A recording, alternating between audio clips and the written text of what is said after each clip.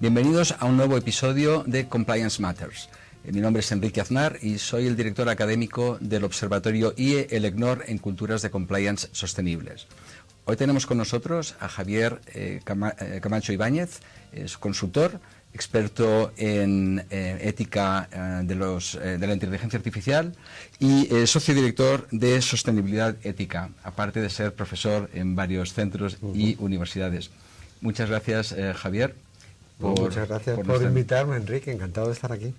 Me gustaría que en lenguaje sencillo nos describieses qué es esto de la inteligencia artificial y qué están haciendo las empresas, en qué medida la inteligencia artificial está ayudando a las empresas a ser mejores, a aumentar su rentabilidad. Muy bien, estupendo. Bueno, pues sabes que hay muchas definiciones, ¿no?, del concepto. Y a mí me gusta siempre hablar de sistemas, ¿no?, más que de algoritmos, que al final es una parte, de sistemas de inteligencia artificial. Y ahora, para entenderlo bien, podemos utilizar como tres elementos, ¿no? Sistemas de inteligencia artificial son sistemas que van a utilizar o van a implicar tres elementos: datos, algoritmos y personas.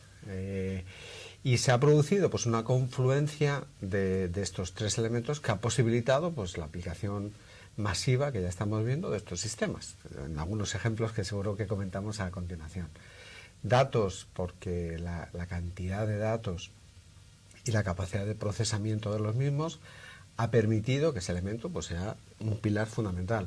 Algoritmos, que si bien ya pues en algunos casos son algoritmos o técnicas nuevas, ¿no?, de aprendizaje profundo, etcétera, ¿no?, machine learning, aprendizaje automático, transformers últimamente, pero también es cierto que, de nuevo, la capacidad de procesamiento permite pues realizar cálculos que hace a lo mejor 10 años o 15 años pues existía, digamos, el sustrato científico, pero no la posibilidad de llevarlo a cabo. Y personas, porque muchas de esas aplicaciones se trasladan, ¿no?, y ahí viene una de las acepciones de inteligencia artificial, se trasladan a funciones que a lo mejor antes quedaban solamente, ¿no?, en lo que era la capacidad de un ser humano. Ver, reconocer objetos, hablar, sintetizar melodías, mantener un diálogo, escribir textos, hacer traducciones, ¿no? Entonces yo creo que sistemas de inteligencia artificial, todo aquello que va a conjugar esos tres elementos, personas, datos y algoritmos, para proporcionar una aplicación. Una aplicación centrándolo, como bien dices, en la parte de empresa, que va a aumentar la productividad, va a hipertrofiar, ¿no?, algunas de las características relativas a marketing o capacidad de análisis de datos, análisis financieros, o productividad incluso en temas de fabricación, automatización de muchísimos procesos, ¿no?, que ya hemos vivido. Cuando estábamos preparando este episodio, yo pensaba, ¿no?, claro, los últimos 30 años hemos vivido un montón de transformaciones. Transformación, cuando se hacía consultoría antiguamente, antiguamente significa hace 20, 30 años, de reingeniería de procesos en las empresas, ¿no?, que fue un nicho muy importante. Bueno, pues hoy en día ese nicho es la automatización de procesos, es decir, qué tareas realmente se pueden automatizar y multiplicar por 5, por 10 veces la productividad. Cuando acá en España, ¿no?, pues comenzaba Internet con aquellos módems y los soniditos, en el año 95, y de repente teníamos una ventana, ¿no?, una ventana al mundo, y podíamos visitar un museo, podíamos encontrar información, que luego se fue completando porque no todas las empresas tenían presencia en Internet.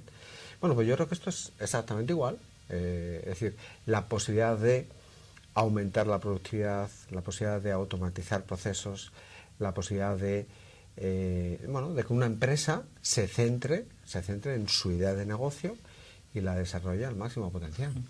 ¿Y cuáles son los principales retos desde un punto de vista ético en el uso de la inteligencia artificial? Claro, pues del mismo modo que la inteligencia artificial o estos sistemas de inteligencia artificial ayudan a maximizar la productividad, ¿no?, y a potenciar las diferentes áreas de la empresa, recursos humanos, marketing, finanzas, operaciones, innovación incluso, pues también, de la misma forma, potencian esos desafíos. Cuando en marketing, por ejemplo, hablamos de la posibilidad de hacer un marketing subliminal, ¿no?, de hacer manipulación, de hacer segmentación de cliente que pueda introducir algún sesgo o alguna discriminación, bueno, pues en el momento en el que maximizamos esa función y la llevamos a 10 veces su potencial, ese reto o ese desafío ético también aumenta proporcionalmente. Entonces, y lo mismo pasaría con los sistemas financieros, con por ejemplo, los sesgos o las cuestiones de protección de datos, de privacidad, a la hora de selección de personal, a la hora de cuestiones relacionadas, por ejemplo, con la productividad, ¿no? Ahora se pueden establecer criterios o se pueden detectar criterios a nivel de productividad que podrían pasar inadvertidos cuando no se utilizaran este tipo de sistemas. Y eso pues da lugar a potenciar esos riesgos, y yo creo que de la misma manera que sin sistemas de inteligencia artificial, pues lo más importante es que seamos conscientes, ¿no?, que veamos esa dimensión ética de nuestras decisiones, de nuestras acciones, pues de la misma forma tenemos ahora que también intentar potenciar nuestra capacidad proporcionalmente de ver esa dimensión ética en estos nuevos desafíos, en estos nuevos retos. Gran parte de nuestro público son compliance officers o personas que tienen funciones relacionadas con compliance, con sostenibilidad. ¿Qué crees que tendrían que estar haciendo o qué es lo que les debería estar preocupando en este momento en relación con el uso de la inteligencia artificial en sus empresas? Claro. Bueno, yo creo que de los últimos, y bueno, vosotros sois expertos, ¿no?, y tú concretamente, ¿no?, pero vamos, en los últimos 10, 15 años, ¿no?, que la función de compliance pues más se ha desarrollado en muchos países y también en España. Yo creo que los compliance officers también han sufrido esa transformación, es decir, al hilo de nuevas regulaciones, de nuevas normativas internas. El compliance officer ha tenido que ir expandiendo, ¿no?, su capacidad de mapear riesgos, de detectar posibles incidencias, ¿no?, que pudieran influir en el cumplimiento normativo, en la cultura de integridad de la empresa. De la misma forma, lo que va a tener que hacer el compliance officer es ni más ni menos que seguir haciendo su trabajo, es decir, seguir estando pendiente y seguir analizando con el mismo rigor, con la misma independencia, con la misma objetividad. Habitualmente decimos que los retos que nos supone estos sistemas en una empresa o trasladados a una empresa se pueden afrontar mucho mejor cuanto mejor sistema de gobernanza tenga ya la empresa. Es decir, si una empresa tiene sus procedimientos, sus protocolos, su sistema de cumplimiento, yo particularmente no estaría especialmente preocupado. Lo único que haría sería adaptarme a... Más preocupado tendría que estar el que efectivamente, el que tiene que partir de cero y tiene que hacerlo todo, porque tiene que no solamente desarrollar la cultura, que es un tema que lleva bastante tiempo, sino además sufrir un poco, ¿no?, las nuevas embestidas, ¿no?, o los nuevos desafíos. Pero yo creo, desde el punto de vista de los oficiales de cumplimiento, de la función de compliance officer, que creo que es una función fundamental que se viene desarrollando, bajo mi punto de vista es la punta del iceberg, ¿no? El sistema de inteligencia artificial es la punta del iceberg. Por debajo está el sistema de gobernanza, la formación, la gestión de la cultura organizativa, la evaluación de los procesos, los mapas de riesgos, etcétera. ¿Y en qué medida el compliance officer o el sustainability officer o quien se encargue de compliance y sostenibilidad se puede beneficiar de la inteligencia artificial? ¿Qué aplicaciones, aparte de la que ya conocemos, de detección de fraude, por ejemplo, tendencias, etcétera, conoces o se te ocurren aplicaciones de la inteligencia artificial para mejorar los procesos de compliance y la sostenibilidad en general? Sí, yo creo que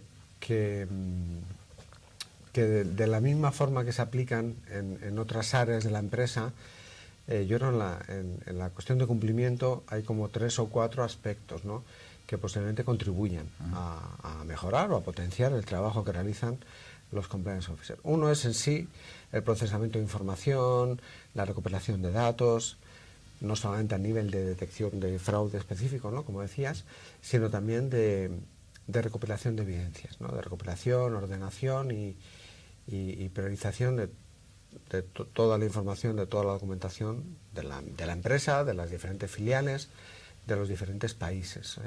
Toda esa capacidad de procesamiento y orden de la información, eso va a ser fundamental. Luego yo creo que se pueden utilizar a nivel de sistemas de reporting, es decir, al final hay una gran parte de revisión de procedimientos, reporting, y yo creo que ahí los sistemas de inteligencia artificial también pueden ayudar a automatizar gran parte de ese proceso, de manera que el compliance officer, ¿no?, pues se reserve esa capacidad de ir siempre, ¿no?, de planificar, de pensar cuál va a ser el siguiente paso. Y luego, obviamente, en tanto en cuanto va a ayudar a las diferentes áreas funcionales en su automatización de procesos, en la posible trazabilidad, ¿no?, de la toma de decisiones, yo creo que eso también reportará un beneficio al compliance officer, porque esa información de la que va a disponer el área funcional también estará a disposición de la función de cumplimiento. ¿Es algún futuro o un futuro en el que la inteligencia artificial sustituya al compliance officer? Bueno, ¿no? Ahora está justo, ¿no? As we speak, está la cuestión esta de algunas empresas legal tech que están utilizando sistemas de inteligencia artificial. Yo creo que precisamente está previsto para febrero, ¿no?, este evento, que va a ser la primera vez, que está todavía por ver si lo dejan, ¿no?, en Estados Unidos, que un robot, no es un robot, pero bueno, un sistema de inteligencia artificial asista, ¿no?, a un letrado en un juicio. Y bueno, yo tiendo a ser optimista. O sea, yo creo que sí, o sea, sí, y seguro que tú lo conoces mejor que yo, pero hay muchos aplicativos LegalTech que son capaces de revisar un contrato, de detectar zonas rojas, ¿no?, zonas naranjas, de dar recomendaciones, incluso para una negociación contractual compleja.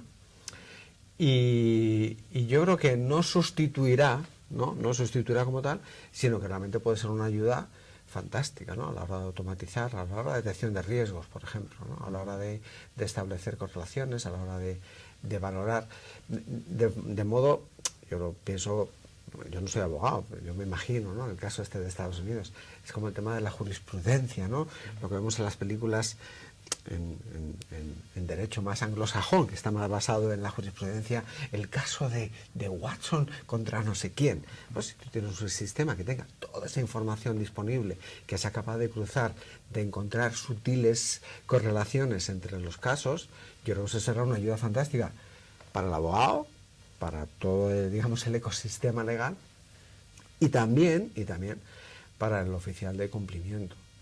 Hay una cuestión que siempre,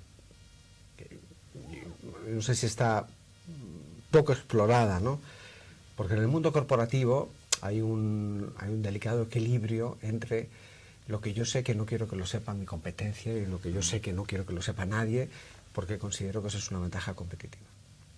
Pero luego es cierto que cuando a veces hemos hecho grupos de discusión para algún proyecto de investigación, pues con diferentes oficiales de cumplimiento, o en muchas asociaciones, ¿no?, que tienen ese punto de encuentro, esa es una cosa que es increíblemente valiosa para ellos, ¿no? Es decir, vale, alguien que no necesariamente sea competencia mía, pero que yo puedo aprender de sus buenas prácticas. La inteligencia colectiva, de alguna forma, ¿no? Sí. Entonces, claro, una fantástica aplicación de un sistema, ¿no?, hipotético de inteligencia artificial sería poder proporcionar esa inteligencia colectiva. Eso sería fantástico. Aquella frónesis, ¿no?, una sabiduría práctica aplicada a cada área de conocimiento dentro de la empresa. Eso no tendría precio. Eso no tendría precio. Claro, dices, bueno, es que eso lo va a conocer todo el mundo. Vale, si la cuestión no es tanto lo que conozca todo el mundo, es como tú eres capaz de aplicar ese conocimiento para tu caso. Y ahí esa es la gran diferencia, ¿no?, de la inteligencia humana. Bueno, porque de alguna forma la inteligencia artificial está cambiando los paradigmas de conocimiento. Ya no se trata de cuánto sepas, sino de cómo analizas. Incluso en la docencia se está planteando esto, ¿no? Ahora los alumnos van a hacer los trabajos, no los van a hacer, los va a hacer la inteligencia artificial.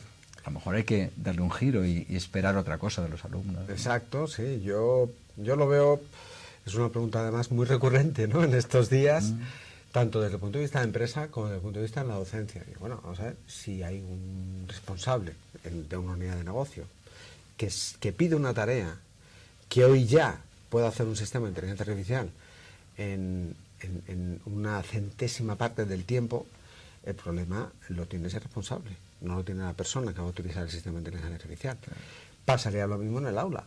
Si tú pides un trabajo que es simplemente una recopilación de información mecánica, bueno, pues el alumno, yo personalmente no veo ningún problema que utilice el sistema que quiera, porque hasta ahora lo podría hacer buscando, ¿no?, en Internet, buscando en Google, la Wikipedia, etcétera, etcétera. Otra cosa es lo que ese alumno sea capaz, no solamente de entregar el trabajo, sino de absorber de ese trabajo que está haciendo. Pero yo creo que puede potenciar el aprendizaje.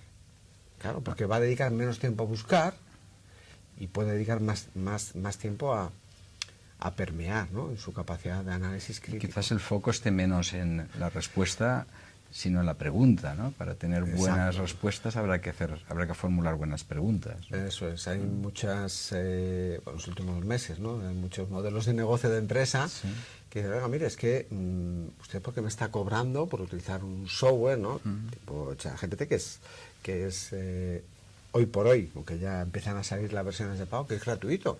Y dice, venga, si yo no le cobro por utilizar software, yo le cobro por saber qué pregunta, qué prompt, qué parámetros tengo que preguntar, porque en eso sí que invierto tiempo. ¿No? Es como aquel, ¿no?, chascarrillo del mecánico, que no te cobra por apretar el tornillo, por saber qué tornillo tiene que apretar. Claro. Y esto es un poco igual. Yo, desde el punto de vista de alumno, a mí me parece fantástico que un alumno pueda, de nuevo, reducir el tiempo que emplea en recopilar la información y luego que sea capaz de valorar. Eso sí, claro, tendremos que volver a repescar algo que estaba en declive, que es esa capacidad de pensamiento crítico y de poder determinar, oiga, esto me vale, esto no me vale, esto es importante, esto no es importante. Porque todos estos sistemas no te van a priorizar, ¿no? Y habrá que discernir también si la información es verídica o no, porque de momento no conocemos las fuentes, no sabemos quién ha puesto esta información. Ahora leíamos que Google va a lanzar un nuevo sistema, BART, que se alimenta de la información disponible en Internet. ¿Cómo sabemos si son fake news o no? De todas formas, podremos seguir por ahí. Te quería hacer otra pregunta. Hablabas antes de los retos éticos de la inteligencia artificial. ¿Qué está haciendo el regulador para prevenir o para mitigar estos retos o estos riesgos? Claro, hay en la parte regulatoria, también yo creo que tenemos que hacer 2 o 3 reflexiones. Una es la visión global, ¿no? Es cierto que el impulso regulatorio es diferente en esos 3 grandes bloques, ¿no?, Estados Unidos, Europa y China. Y es diferente quizás porque hay una presión o un objetivo de negocio diferente en cada uno de ellos, ¿no? Estados Unidos sigue estando como número 1 a nivel de desarrollo de sistemas de inteligencia artificial, y es cierto, ¿no?, en un proyecto que estamos realizando ahora, cuando entrevistamos a empresas que utilizan y que auditan sistemas de inteligencia artificial en Estados Unidos y entrevistas a esas empresas equivalentes en España, parece que ¿no?, que has viajado en el tiempo, ¿no?, porque te hablan de cosas temporalmente distintas, o sea, estamos en momentos diferentes. Entonces, Estados Unidos es número 1, China es número 2, quizás con la única diferencia en un ranking que veía hace poco del acceso a talento, ¿no? Si a nivel de talento me refiero de científicos en general, de ese ámbito, China tuviera la capacidad de atracción que tiene ahora mismo Estados Unidos, sería automáticamente el número 1. y entiendo que están trabajando en eso, ¿no? En formar, en desarrollar ese talento y ser capaces de atraerlo. Pero claro, Europa no aparece en ese ranking, ¿no? España, en ese ranking en concreto, está en el puesto 21 y luego pues hay variedad de... Entonces, por un lado, Europa no aparece como bloque en ese ranking, aparecen los diferentes países y claramente pues a nivel de desarrollo tecnológico estamos un paso por detrás y no digo que se quiera suplir, pero bueno, es parte de la argumentación que se quiere suplir quizás con el enfoque regulatorio. El enfoque regulatorio, que también hay cierta regulación en Estados Unidos, en diferentes estados, o en el caso también de China, pero el enfoque regulatorio pues tiene a su vez una moneda que tiene su cara y su cruz. La cara es que una vez que existe una regulación, y yo creo que lo hemos visto en otras áreas, ¿no?, de la ética del cumplimiento, una vez que existe una regulación es un impulso fantástico para que muchas empresas lo hayan pensado o no lo hayan pensado, adopten lo que pide la regulación. Pero la cruz es que, por ende, pues hasta que no existe esa regulación, las empresas como que se quedan esperando, ¿no?, a ver cuándo les dan el disparo de salida, y mientras tanto como que no avanzan. Reflexionan pero no hacen. Entonces, yo creo que es una sensación un poco agridulce, porque todo el mundo habla de la regulación, pero realmente a las empresas hoy en día yo creo que no les está haciendo, o la expectativa de les genera cierta parálisis, ¿no? Y luego existe el riesgo añadido de que cuando sale la regulación, como pasa en otros sectores, yo soy una empresa y yo puedo decidir quedarme en la regulación o ir más allá de la regulación, y de nuevo ahí entra la ética, ¿no?, que siempre pues va un paso por delante de... Veía el otro día una entrevista a Eric Schmidt y él decía que una diferencia fundamental entre Europa y Estados Unidos es que en Europa viene primero la regulación en la línea de lo que estás diciendo y luego viene el desarrollo tecnológico, mientras que en Estados Unidos se fomenta el desarrollo y luego vendrá la regulación. Y quizá esto sea una explicación de lo que estás diciendo, que Estados Unidos esté más avanzado desde ese punto de vista tecnológico. Sí, 100% de acuerdo. De hecho, como pasó, ¿no?, en el estado de Nueva York, con una regulación que sacaron específica, ¿no?, estatal en la ciudad de Nueva York, para los algoritmos de reclutamiento, lo que había pasado es que el desarrollo tecnológico que había venido, había muchas compañías que lo estaban utilizando y llegó una regulación para establecer un mínimo, un límite por abajo. Bueno, las empresas lo adoptaron, un proceso de adaptación muy rápido, pero eso no paró el desarrollo, ni el desarrollo tecnológico, ni la adopción por parte de las empresas de esos sistemas. Sí. Volviendo a los compliance officer, ¿qué se te ocurre que pueden empezar a hacer mañana para mejorar compliance y sobre todo enfocarse también en sostenibilidad, en environment, social y governance? Muy bien. Una de las cosas que hemos detectado en las empresas es ahora que están muy de moda estos traductores y pseudo agis, es una diferencia de capacidad de comunicación entre las diferentes áreas de la empresa, ¿no?, especialmente en el área de inteligencia artificial y un poco menos estos 2-3 últimos años en el área de sostenibilidad. Es decir, que cuando habla un responsable técnico o alguien del equipo técnico, tiene un lenguaje o se comunica con un responsable de negocio, con un responsable de cumplimiento o también con el área de sostenibilidad, hablan idiomas diferentes. Es decir, no hay capacidad de... Entonces yo creo que una de las cosas que sin duda deben hacer las empresas, y que me consta que muchas o la mayoría ya están haciendo, es establecer un grupo de trabajo, que es por lo menos algunas de las empresas con las que hemos entrevistado están haciendo y empieza a dar sus resultados, establecer un grupo de trabajo claramente multidisciplinar, donde exista personal capacitado técnicamente, donde existan profesionales de cumplimiento, de auditoría interna, en algunos casos también, unidades de negocio, responsables de sostenibilidad.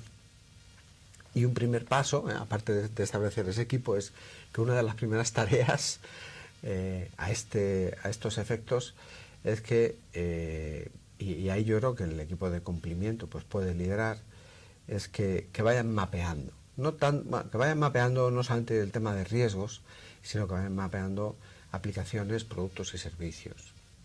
Aplicaciones, productos y servicios que puedan utilizar sistemas de inteligencia artificial. Si lo trasladamos a la cuestión ESG, pues aplicaciones, productos y servicios que de alguna forma puedan caer bajo la taxonomía, ¿no?, de reporting ambiental y que vayan haciendo como esa... como a mí nunca se me dio muy bien el AutoCAD, pero yo sé que tenía esas capas, ¿verdad? Entonces tú tenías una capa y tenías otra capa, pero en el fondo siempre lo que reflejaba era la empresa. Bueno, pues yo creo que una buena forma de empezar sería establecer esos equipos de trabajo y establecer esas diferentes capas de análisis. Oye, vamos a hacer una capa de análisis de todo, y entiendo que lleva su tiempo, lleva su esfuerzo, de todos nuestros procesos de negocio, nuestros aplicativos, productos y servicios, desde el punto de vista de cuáles aplican sistemas de inteligencia artificial. Ahora vamos a hacer un barrido sobre cuáles pueden tener un impacto de acuerdo con la taxonomía medioambiental. Ahora, aunque no está todavía formalizada, pero vamos a dar un paso por delante y vamos a intentar valorar esos puntos que empiezan a concretarse sobre la taxonomía de impacto social, ¿no? Y eso te permitirá, como en AutoCAD, seleccionar, ¿no? Seleccionar cuando hacías una planta o un edificio, oye, el tendido eléctrico, el tema de agua, la infraestructura, ¿no? Y yo creo que esa puede ser una buena forma de empezar, sabiendo un poco y teniendo el plano de lo que tenemos en nuestro negocio. Pues un enfoque muy, muy interesante. Para ir terminando ya, Javier, como experto en negocios y experto en ética, ¿crees que la expresión ética de los negocios es un oxímoron? Sí, bueno, yo creo que no, obviamente, ¿no? Aunque es efectivamente una pregunta muy, muy pertinente, pero yo creo que no, porque yo creo que no se puede concebir un negocio entendido como una empresa que al final es un contrato entre partes que tiene un objeto ya per se, ¿no?, como se llama legalmente un objeto social, que no tiene fecha de caducidad, o sea que una empresa por sí misma es intrínsecamente sostenible. ¿No? Cuando firmamos el contrato mercantil de constitución de una sociedad, no se le pone una fecha de caducidad. La empresa se crea para siempre. Y eso, hay pocas cosas que se creen para siempre, ¿no? Entonces, eso implica que la empresa tiene que ser sostenible. Y la empresa solamente puede ser sostenible si hace las cosas medianamente bien. Es decir, si tiene esa visión de largo plazo, si tiene la sostenibilidad / ética en cuanto a hacer las cosas de una forma correcta, integrada en su estrategia de negocio, si tiene en consideración pues todos los grupos de interés a los que afecta, porque obviamente, ¿no?, si no es capaz de atraer el talento, de generar ilusión en sus trabajadores, de mantener a sus clientes y a sus proveedores durante un largo plazo, de mantener un equilibrio sano en la comunidad y en el entorno donde opera, pues no será sostenible. Entonces yo creo que es así. Pero también he de decir que cuando hablamos con las empresas, ¿no?, de este tipo de cuestiones, pues esto es, aunque siempre decimos que la ética es un tema de gris, que nunca hay blanco y negro, en el caso de las empresas yo creo que sí que es blanco y negro. Esto hay empresas que lo ven y hay empresas que no. Y yo creo que las empresas que no lo ven lo acabarán viendo o desaparecerán, porque es el histórico que tenemos. No ha habido ninguna empresa que sea capaz de hacer las cosas, que no sea capaz de hacer las cosas bien, que siga haciéndolo, me da igual, por 10 años, 20 años, 30 años, 40 años. Y las empresas que lo hacen bien, y también hay muchos ejemplos, pues seguirán sobreviviendo otros 100 años, otros 200 u otros 500, quiero decir, porque no conozco ninguna empresa de esas pocas que hay, ¿no?, que hayan sobrevivido más de 100 años, más de 200 años, que se sepa claramente que está haciendo las cosas mal. lo mejor podemos preguntar a la inteligencia artificial cómo hacerlo bien. Ahí, sí. Javier, muchísimas gracias por... Bueno, pasaríamos muchas horas hablando. Encantador y muy interesante todo lo que estás diciendo. Te agradezco que hayas venido y Muchas espero gracias a volverte por vosotros. aquí Encantado. pronto. Cuando quieras, Enrique, un placer. Pues bien, espero que hayáis disfrutado de esta charla con Javier Camacho Ibáñez y bueno, nos vemos en el próximo episodio de Compliance Matters. Muchas gracias.